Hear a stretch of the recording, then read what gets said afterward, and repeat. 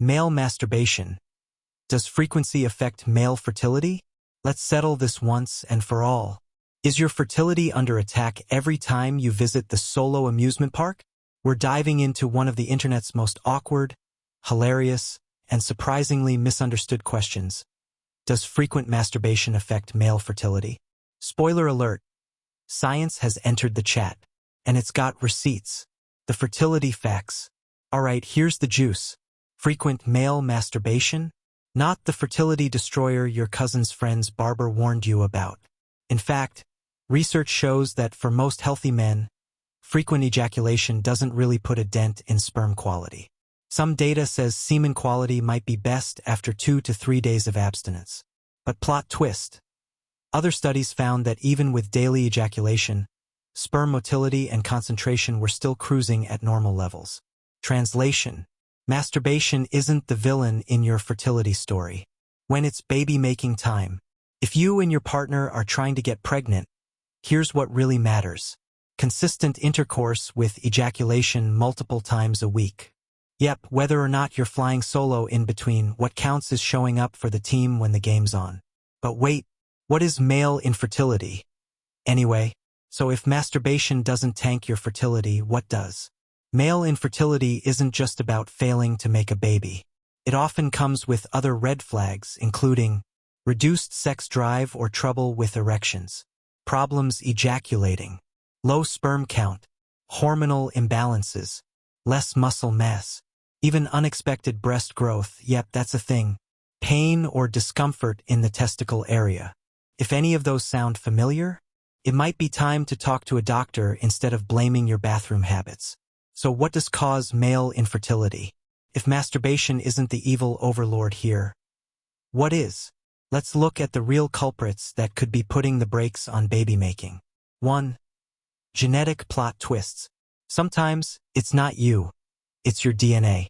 Changes on the Y chromosome can mess with sperm production or block the sperm highway altogether. Conditions like Down syndrome or other chromosomal quirks might mean the little swimmers never even show up to swim. 2. The immune system goes rogue. Your body's defense system is supposed to protect you, but sometimes it goes full traitor. Infections or injuries can make the immune system think sperm are invaders, not future family makers. Result? Your immune system becomes a sperm-blocking bouncer at the fertility nightclub. 3.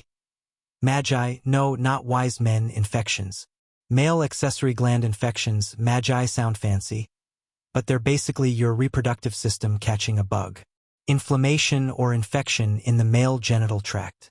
That's bad news for your fertility resume. 4. Hormone havoc, endocrine disturbances. Your hormones should work together like a boy band in perfect harmony. But when your endocrine system is off-key, testosterone and friends might be missing their cues, leading to chaos in sperm production. 5. Lazy swimmers, sperm motility problems. Even if you've got plenty of sperm, if they're doing the backstroke in circles, they're not getting anywhere. Motility equals movement, and if they're not moving right, the egg remains single. 6. Varicocele, the scrotum's plumbing problem. Varicocele is like a varicose vein in your ahem downstairs region. Poor blood flow equals overheated, underperforming sperm factory. It's super common, about 4 in 10 infertile men have this issue. Might not be visible, but it's messing things up behind the scenes. 7. Overheating the goods. Fun fact, your testicles like it cooler than the rest of your body. Like a moody artist, they work best at 2 to 4 degrees Celsius below normal body temp. Hot tubs, tight underwear, laptop-on-lap sessions? They might be cooking your chances, literally. Does frequent masturbation affect male fertility? If you grew up thinking that masturbation would make you go blind, sprout hair on your palms, or doom your future kids, congratulations. You've been lied to, generationally, repeatedly. So today we're busting one of the biggest myths in sexual health. Does frequent masturbation actually affect male fertility? Let's untangle the fiction from the facts. And yeah, we'll throw in a few laughs while we're at it. Here's the truth. Masturbation, even frequently, does not cause infertility. In fact, it might even come with a few perks, like boosting your immune system, helping with anxiety, and acting as nature's chill pill. But wait, what does matter? If you're trying to get someone pregnant, there's one simple fact that trumps all others. You've got to actually ejaculate inside the uterus. No matter how Olympic your solo sessions are, if the sperm isn't meeting the egg, you're not making a baby. Enter sperm quality. Meet the squad. Let's talk about the real MVPs, motility and morphology. That's science speak for, can your sperm swim like Phelps? And do they look like they know what they're doing? This is where a test called sperm morphology comes in. A healthy sperm has a head shaped like it's built for egg cracking, a strong tail for long-distance travel, the motivation to win the ultimate race to the fallopian tube. But if the sperm's head looks like it's been in a bar fight, or it's just spinning in circles, then Houston, we have a conception problem. Timing is everything. Let your sperm recharge. Let's be honest. Sometimes your sperm just needs a break. If you're actively trying to conceive, your body's little swimmers might perform better with a bit of downtime. Here's the deal. For optimal sperm quality, studies suggest you hold off on ejaculation for 2 to 3 days. Yep, give the factory some breathing room. It's like sending your sperm on a spa retreat before the big race. The result? Higher chances of pregnancy when it really counts. Masturbation plus baby planning equals strategy matters. Now, does that mean masturbation is the enemy? Nope. It just means timing is key. Think of it like training for a marathon. You don't run 5 sprints before race day and expect a record time. So if you've got an important date with destiny, read unprotected sex with the goal of baby making. Skip the solo warm-ups for a couple of days. Your sperm will thank you by showing up in better shape.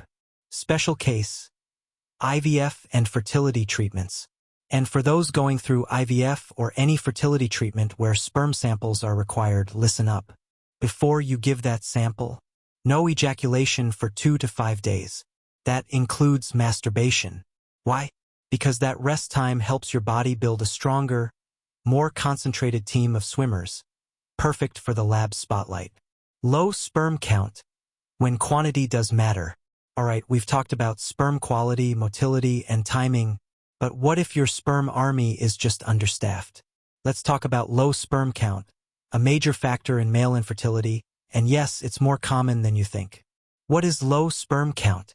In simple terms, low sperm count means there aren't enough sperm in your semen to win the fertilization game. Think of it this way. You don't need 1,000,000 soldiers to win the war, but if you're only sending 5, your odds aren't great. How do you know? You can't eyeball it. There's no sniff test for this one. To know your actual sperm count, you'll need to get a semen analysis. That means giving a sperm sample, letting the lab run the numbers, getting your results in a few days. No guesswork, just science. What if the count is low? If the test confirms your sperm count is lagging behind, don't panic, and definitely don't start Googling weird herbal cures at 2 a.m. Call a healthcare provider. There are legit, medically backed options to help improve sperm count, whether it's lifestyle changes, hormone therapy, or other treatments. And hey, some cases of low sperm count are temporary. Stress, sleep, diet, and even heat, yes, your laptop on your lap matters, can mess with the numbers. Low sperm count doesn't mean you're out of the game. It just means you've got to check your stats and maybe make a few adjustments. The takeaway? If you suspect something's off, get tested, get facts, and get help from a real doctor, not just your browser history.